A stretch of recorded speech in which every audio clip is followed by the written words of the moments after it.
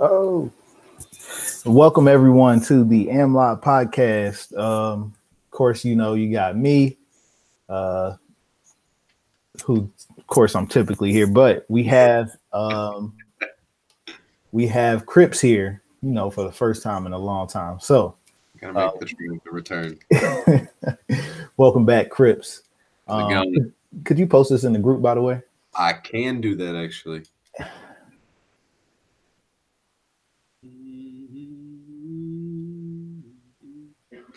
For anyone that does or doesn't care, I'm not projected to lose by 3 in my game that hinges on tonight, which is improvements. Cool. But anyways, we're gonna get into these top 10 rankings.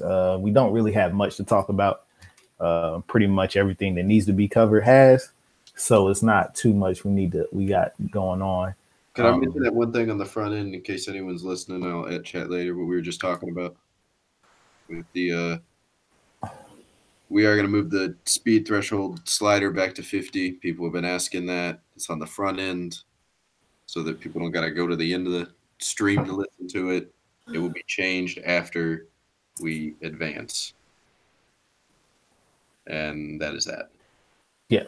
So we'll definitely talk about that.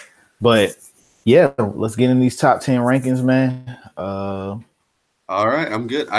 You're in a game, so I can go through and list them off. Okay, cool. Thank you, sir. That's all right. Number one, we have the 38-2 Jacksonville Jaguars. I believe something along those lines. Yep. Number one, after being far and away the most dominant team thus far into the CFM. You wanna start off on him?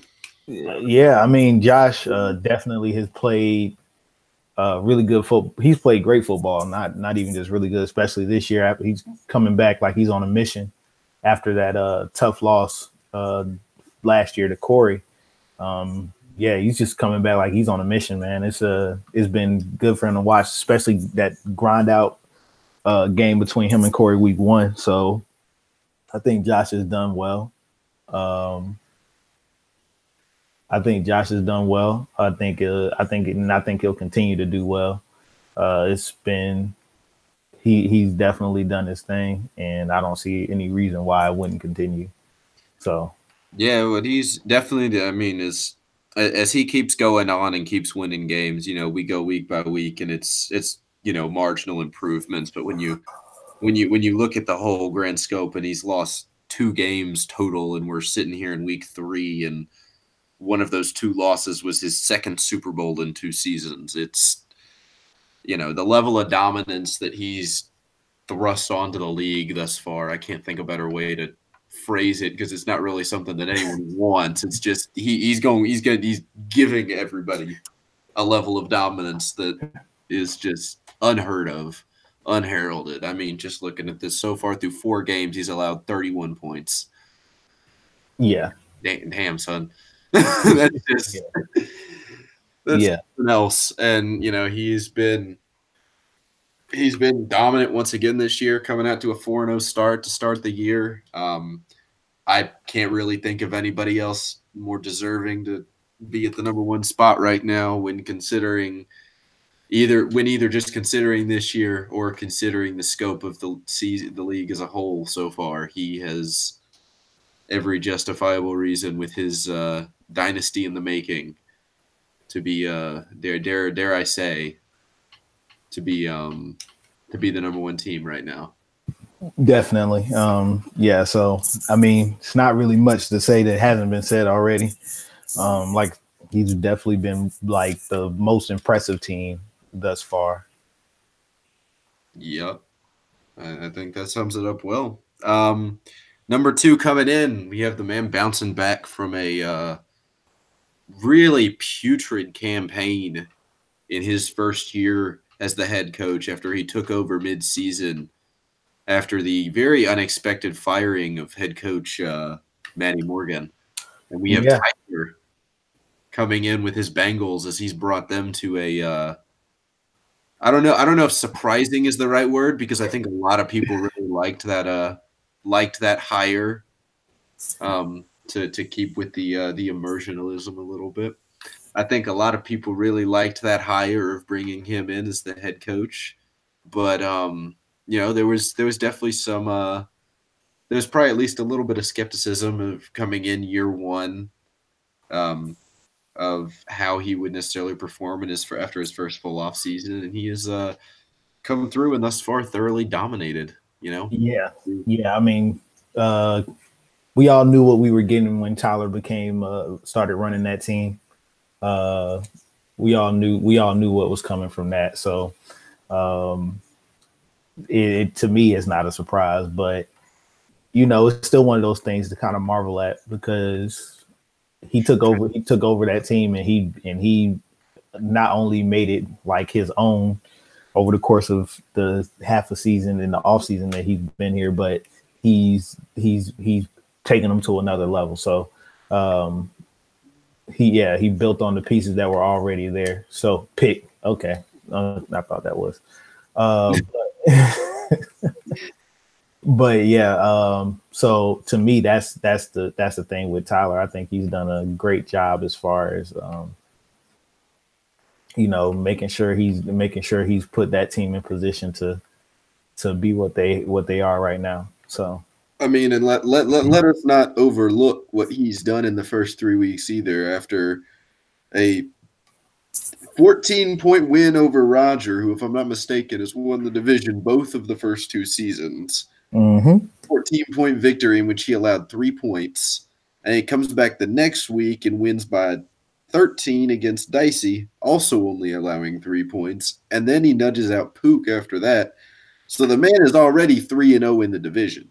Yeah, which is going to be huge going down the home stretch. I know we're still a long way away from that, but going down the home stretch, that's going to be huge coming back, because, I mean, if he can, for whatever reason, the powers that be decided that 5 consecutive division games was a good way to go for his schedule to start the year.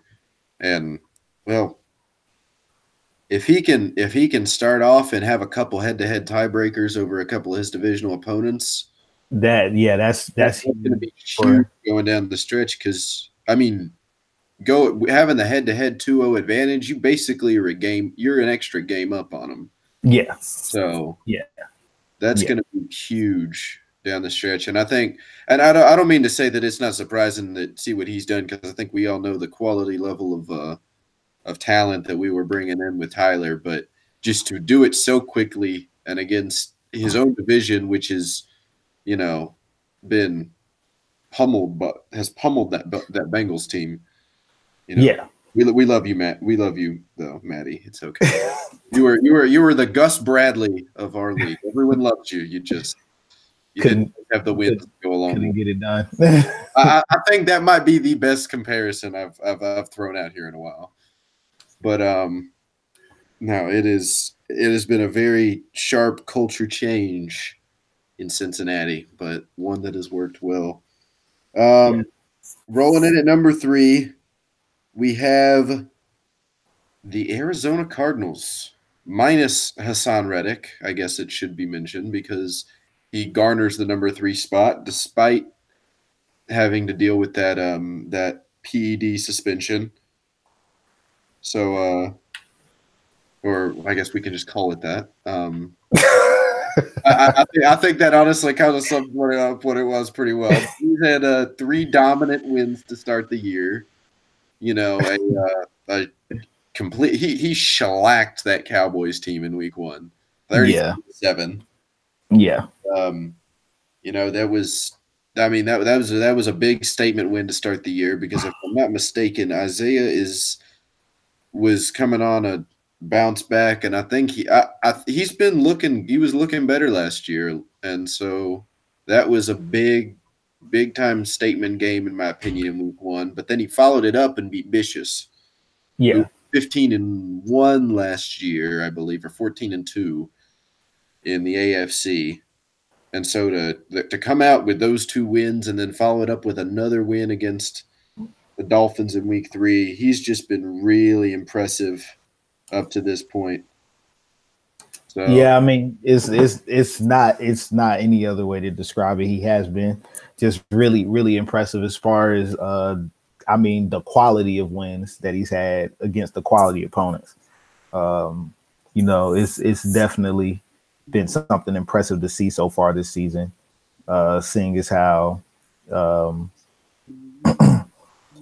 how you know that defense, we all know exactly how good that defense is, but it looks like the offense is coming together now too. So yep, 21 plus in all 3 of his games thus far. And I mean, it should be noted that he bounced back from a tough outing against Vicious, in which he allowed 27 points, to where he allowed only 6 against the Dolphins.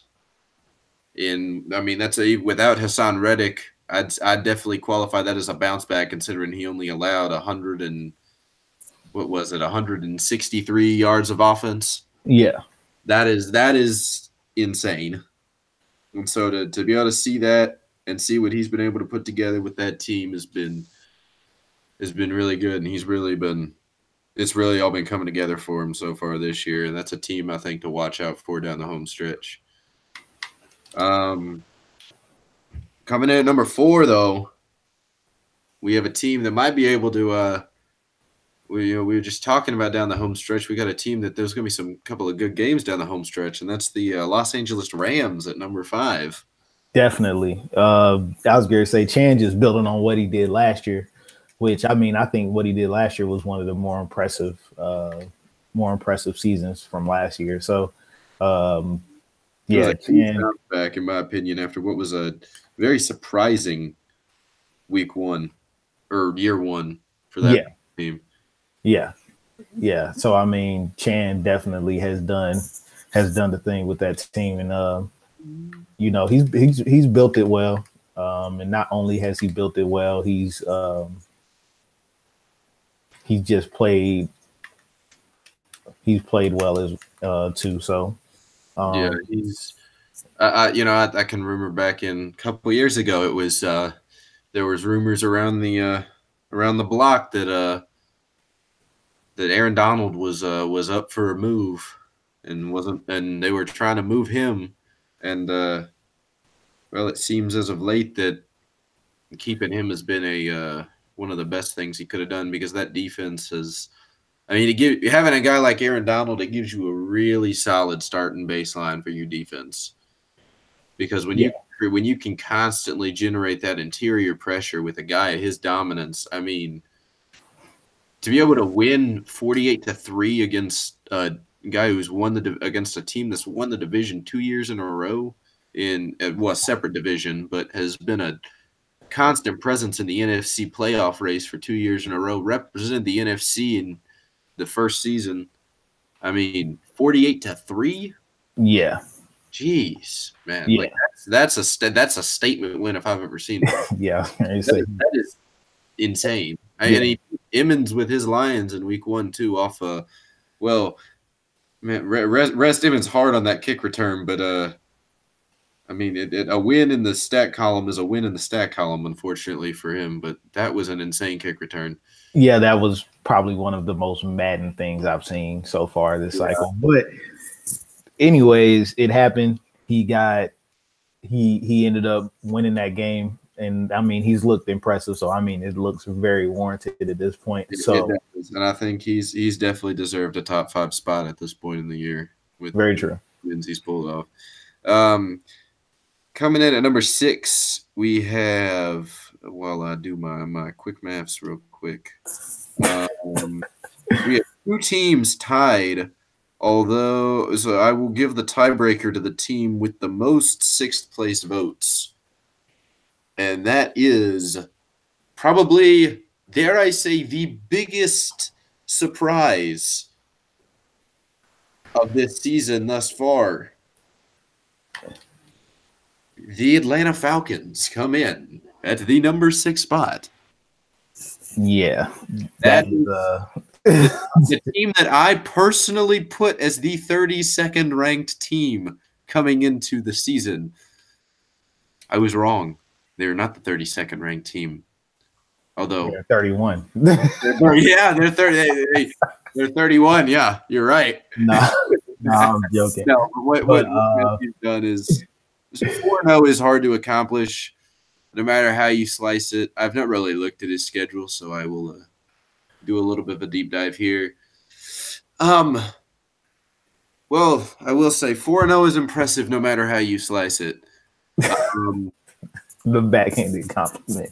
And Chris is back to throw shots. There we go.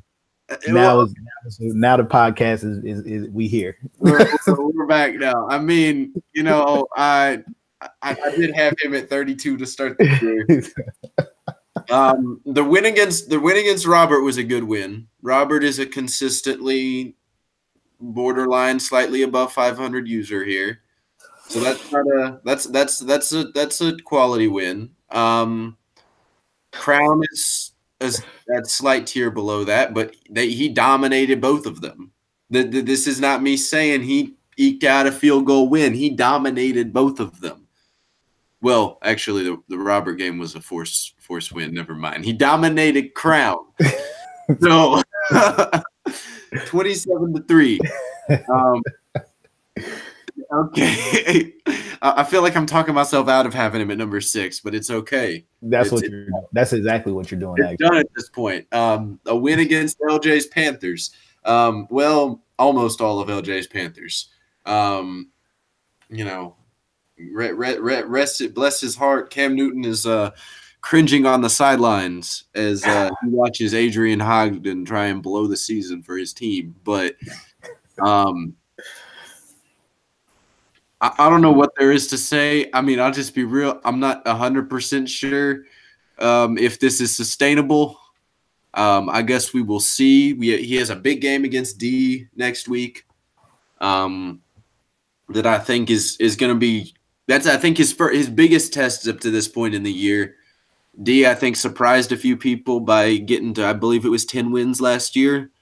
Yeah, just missing the playoffs. Just barely missing the playoffs. I think that's going to be a big test for him. Typically, he played pretty well last year outside of the division, and so that'll be. And he already has a couple of good wins this year, I believe. Although I will, I guess I am a little biased in that because I was one of those teams, but. He's currently 2-0 in user games. He took a forced loss to Austin last week, so that I think will be a big test for Matthew to see where that Falcons team is. But yeah, as of right now, he's 4-0, and I mean, when you're 4-0, you're gonna find yourself up pretty high in the power rankings. So yeah, that he is. Yeah. Which I mean, go ahead. That's I was going to say. I mean, he has definitely done better this season. I will definitely say he's actually done some pretty solid things with that team. His draft, he did really well in the draft, and I mean, I think he's starting to emerge in a very tough NFC South landscape. Smash South, as we like to call it. So. Smash South, yes. He is, I will agree. Yes, he is definitely. He's there's been marginal improvement year to year, but the improvement is there, and so I think that this is another. Whether this is continued or not, this is definitely another step in the right direction. And I would like to point out too, he currently is not turning the ball over at a record-setting pace. If I'm not mistaken, over the last 2 years is the main reason why he resided where he did. But he is actually only thrown 4 interceptions through 4 games, which, as we all know in Madden, is actually pretty freaking solid. And he only has I don't even know if he lost the fumble, but his team has fumbled one time. I don't know if he even lost it or not, but he is, oh my God. I just saw his tight ends. Oh my God, that's beautiful. I ran so far away. I ran so far away is the starting tight end here for the Atlanta Falcons. That's beautiful. I respect that. I respect that, even though he does have 72 speed. Okay, so after that slight detour, let's see. Next is Grid, another guy who has really started off well this year. Yeah. He was one of the users that he came in year one in Madden 18, and I think picked up 11 or 12 wins in his No, it wasn't year one. I believe it was first like full season. He it, in like 5 weeks in, I think, to 1 year, and it was. no, it was. I think it was like season 5 that he came in. Well, no, Like, I mean, I'm talking about his season, not. okay, He okay, came in like halfway through season 4, I think, and was around 500. He had one off season and he bounced, and I think had 11 or 12 years in his 11 or 12 wins in his first full season in AMLoB. yeah, While he never made the Super Bowl, he was a consistent threat in the AFC playoff picture with the Pats for the rest of the franchise, and so I think it has been a little surprising to see him struggle a little bit up to this point with the Titans, but he currently sits here at 3-1 with his only loss being to Josh's Jags, which is a little bit of a consolation loss for anyone who plays them at this point. yeah, really. I mean, it's insane, but we've moved on from Josh now. But no, with well, I don't know necessarily the slate is, the hardest in the world. The fact that he did beat Levi 24-7, who is, when he's here, Levi tends to win games pretty consistently. When he is actually here, play your fucking games, kids. We have he did beat him 24-7, and so that was I would say that's definitely a solid win for him. And while he didn't necessarily hang with the Jaguars, I don't expect many people to be able to hang with the Jaguars, so it is what it is. But no, he's hopefully, he's got a bye next week. He'll come out of that. He actually plays the Jags 2 weeks after his bye. But if he can hit that stretch and be 4-2 after that Jags game, or if he can pull off a miracle, be 5-1, I think that he's quietly been building that team for a year or two now, and I think that he could maybe start seeing some footing going in the right direction. But like Matthew, he finds himself in a tough division, and so it does come to the question of it's just, can he continue the start he's had to this point? Yeah. Yeah. Which I mean, I think that's a very plausible question, especially with that division. So I mean, yeah, Grid has definitely done well. He's put himself in. He's repeatedly put won games, and even whenever he wasn't really playing too well, he still was playing in close tight ones. So, you know what I'm saying? I think I definitely think that he's done well. He's made sure to put the league on notice that he's here. So I agree, and there are a lot of teams right now that are up near the top that I'm interested to see long term where they can find themselves, and him and Matthew are probably chief among them right now. Coming in at 8, kind of a surprising team to see him be, I guess, this low, but I guess that's what you get for trying to see how close you can get to taking consecutive forced losses before you get kicked out of a league. We have Pook, coming in at number 8, who I believe he has yet to take a forced loss this year, which is good for him. Good job, man. It's improvement on last year. He is 3-1. I can pull his schedule up as I have been doing. Just 1 second. Yeah, he did play well last year. I'm giving him crap, but he did have some family things he had to step away for, and up to that point beforehand, he had been doing very well. And considering I think he was what, dude, 10-1 or something like that before he had to step away for a couple games. Yeah, I was gonna say, yeah, it was like 8-1, I believe, 8-1 or something like that. What he was able to do, start last year was really strong, and I'm surprised I'm actually not giving. I'm finding excuses to not give people crap today. This is weird. His start to the schedule. His loss to Tyler is the only kind of standout right now. But I wouldn't necessarily say it's the strongest schedule in the world, but he definitely beating Rogers a big one, and beating Chris, who is also currently 3-1, is also, at least as of now, looks like it's a big win. So I don't know what Dicey's record is off the top of my head, but I think it's 1-2. Okay, yeah.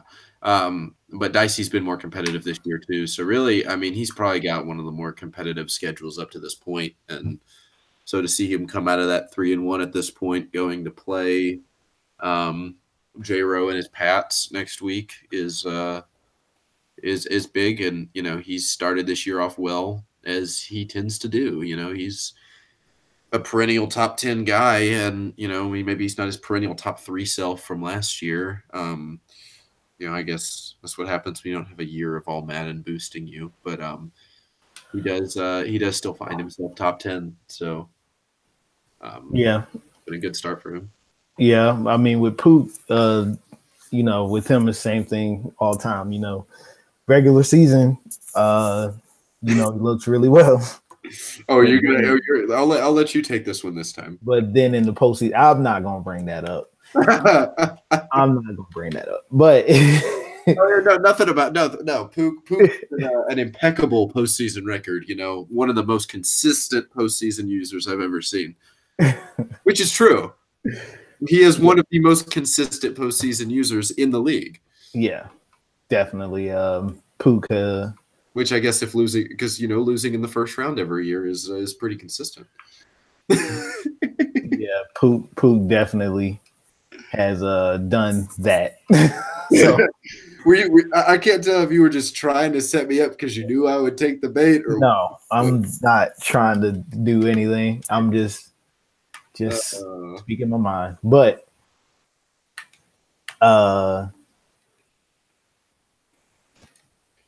yeah, like I think with Pook, he does well in the regular season. It's all about postseason for him, postseason performance. I think that's the one thing we really want to see from Pook. Just to see him do well. You know what I'm saying? He's been on the cusp a few times of a Super Bowl. Mm-hmm. Oh, for sure. But if he can find a way to bring that postseason consistency magic back, that's it's going to be big for him. And I think that when he gets on a run and when he gets running, it's trying to throw your body in front of a train in hopes of stopping it. Yeah, it's just it's just always kind of seemed like he runs out of gas at the wrong time. But if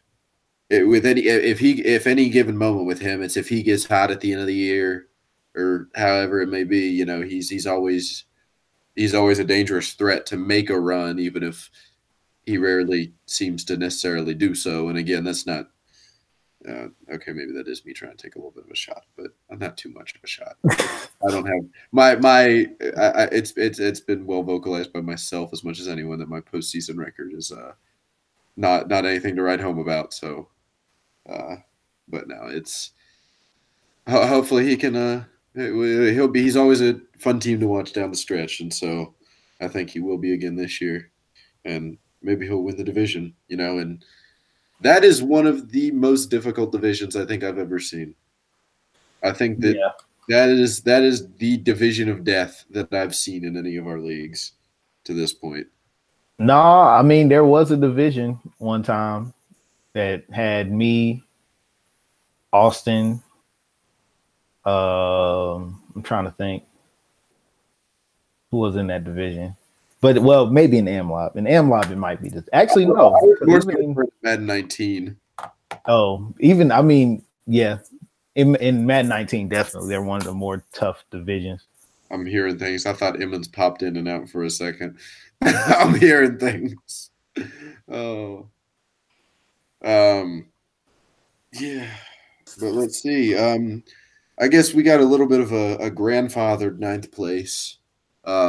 In the although I don't know when him and Roger played this week, so it could have been a little bit of a because of that. But we do have the Buffalo Bills in at ninth place, and he is currently sitting at 2-2. So he is the only 500 team to make the top 10. But I don't know if that last loss came beforehand or not. Yeah, I think it did.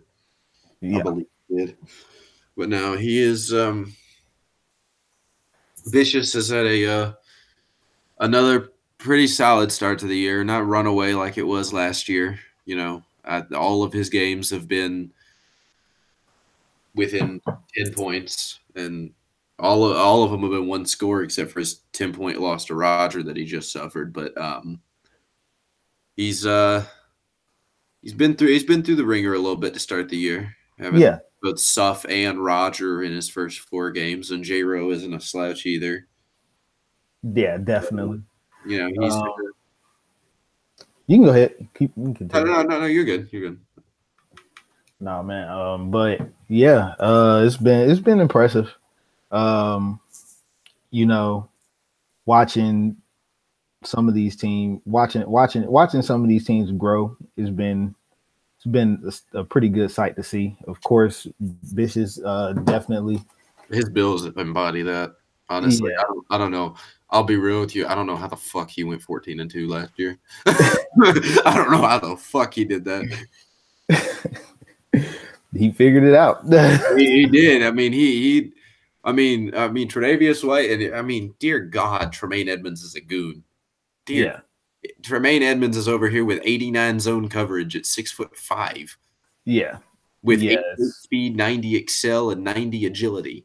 It's straight unfair with that man. It's a 6 foot. He's turned him into a 6'5" Luke Kuechly. Right. That's exactly what he's done. It's a 6'5" Luke Kuechly. Yeah, it's that what he's done with Edmonds has definitely been something crazy. And the thing is, he's still getting better. Yeah, he's only 22. He will. Anyone in the AFC North, AFC in general, you have fun with that. I'll see that man once every 4 years and be happy about it. Yeah. You will not hear a complaint from me. And then obviously, I think the underrated signing of the offseason is the veteran presence in that quarterback room of Russell Wilson, who I believe is not actually starting. He is not. That is, I still am not quite sure why he signed him, but I'm not going to complain either, because, well, I couldn't afford to make an offer on him, and so if I can't have him, then nobody can, right? Well, and that's effectively what's going on here. Yeah, it is what it is. He's got the best insurance policy in the league, though. That's very true. If something happens to go down with this is definitely last year with Hangartner and Luck. Really, that's exactly what this is, except for Russell Wilson wasn't dropped to free agency in week 1 of the preseason. Yeah, but that's definitely that's the closest thing that I think there is as a comparison. So, no, but it'll be good to see how he bounces back from a little bit of a tough stretch to start the year, and I think that he's got a good shot to potentially reclaim that division throne again, especially having 2 division wins up this early in the year. Yeah, but no, it's been good to see. And then I believe rounding out the top 10 to finalize it this evening would be we once again have a tie, and I will once again default the tiebreaker to the team with the most high rank spots, and that would be myself that would be myself in 10th place. A little rusty. I will. Words are hard sometimes, guys. It's okay. I will refrain on this one for the most part because obviously I am biased. But well, the big time thing is with the big time thing with you being there is, I mean, you got a better quarterback with Kirk Cousins, and you're doing a lot better than you were whenever you had, to go through your rotation of quarterbacks last year. Don't get me started on that, dear God. So, I mean, I think to me that's probably the storyline of your season. Just, put a quarterback into an already built team. And you see the results you'll get. So yeah, I think that's the story of your season. Just, being able to do that with that team. I would agree with that. I would definitely agree with that. It's been an adjustment because I'm not really one for mostly pocket passers, but I've been trying to limit his attempts for the most part, and sadly, the guy that I was trying to take advantage of while limiting his attempts is riding injured reserve at the moment. But once again, it is what it is.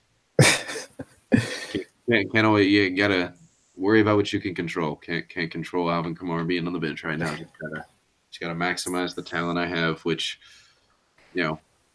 I question myself, and I questioned Jay Ajayi when he decided to take a worse contract to come play for the New Orleans Saints. Well, obviously it worked out. I thank that man every night. I send him a little thank you note with a little. I was going to say, yeah, obviously with a little cash bundle gift card for whatever he might want, whatever he might desire, because he is the reason that my run game is not dead in the water at the moment. And of course, I can also thank Aaron Jones a little bit for that. Maybe the future there at the RB2 position. Thank you for not re-upping that bid, LJ. Yeah, I think I just got away from my box. That's all that was. Yeah. Oh yeah, I know. I just I had to mention that because that was a that was the sneaky most interesting part of my off season for me, was if I would be able to land him and add him to my rotation. But yeah. I mean, I think with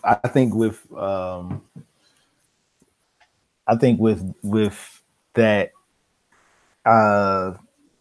it was more of, I know that CMC and Le'Veon tend to be pretty frail. So yeah, that too. Giving myself a third option who's good enough to play for me, but not, I'm not going to have to pay him like crazy money. I think that was the logic behind that. Oh, for sure. I agree with that. That was my same reasoning with knowing that I let Mark walk. I wanted to add somebody else in that room so that I could have a third body there, because I tend to need it through the first two seasons. And if things continue the way they do, I probably will continue to need that third guy. But no, I'm not overly impressed with my general resume at the moment, being the one that's played it. Yeah.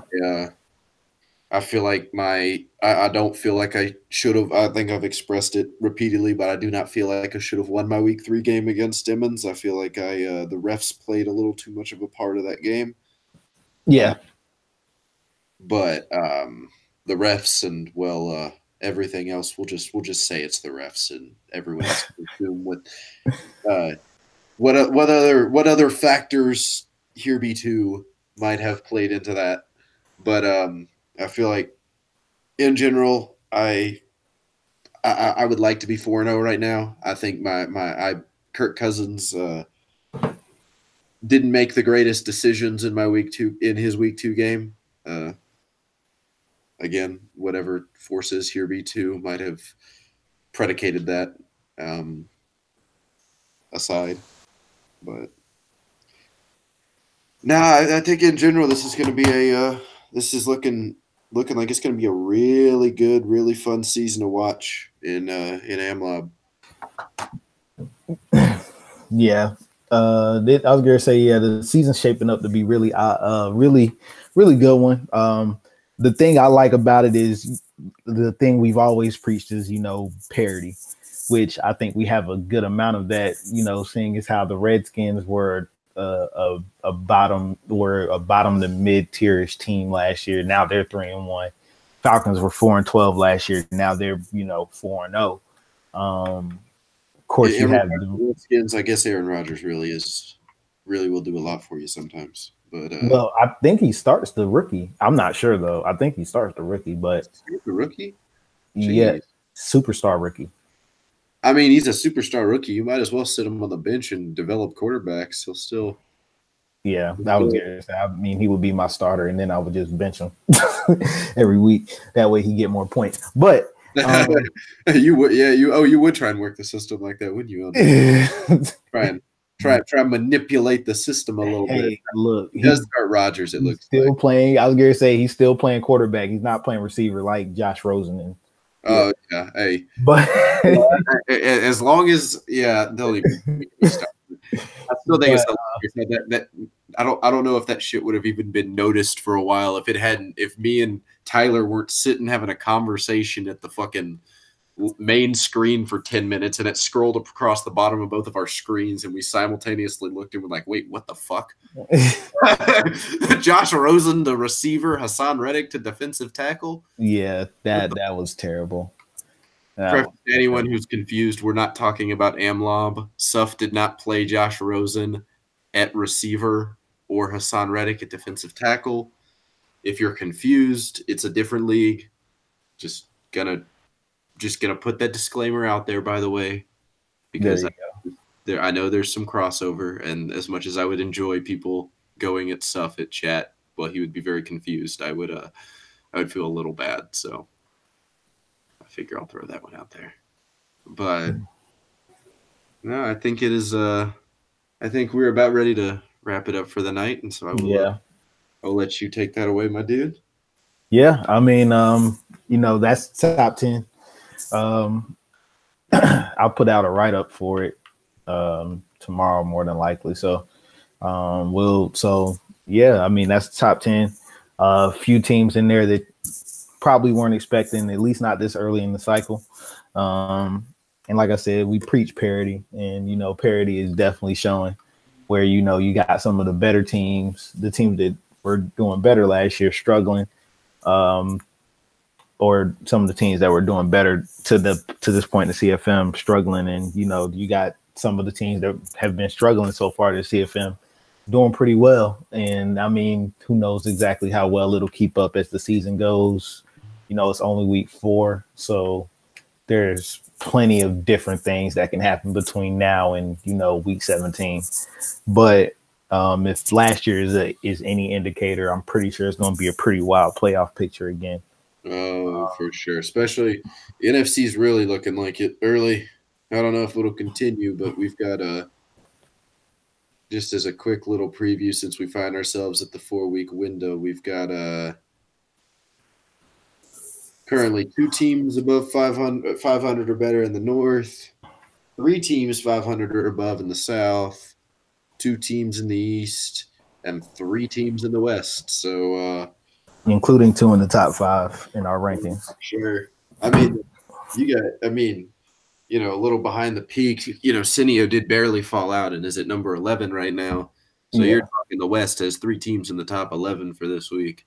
Yeah. And that's crazy. I mean, they've got 3 teams combined for a 9-1 record at this point. Yeah. Which is just ludicrous. I mean, that is absolutely ludicrous. By the way, the Rams and Chiefs might cover the freaking spread of this game by the end of the quarters.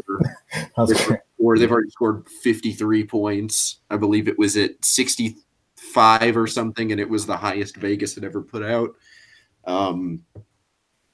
So yeah, if you took the over on the spread for this game, you might make a little bit of money tonight.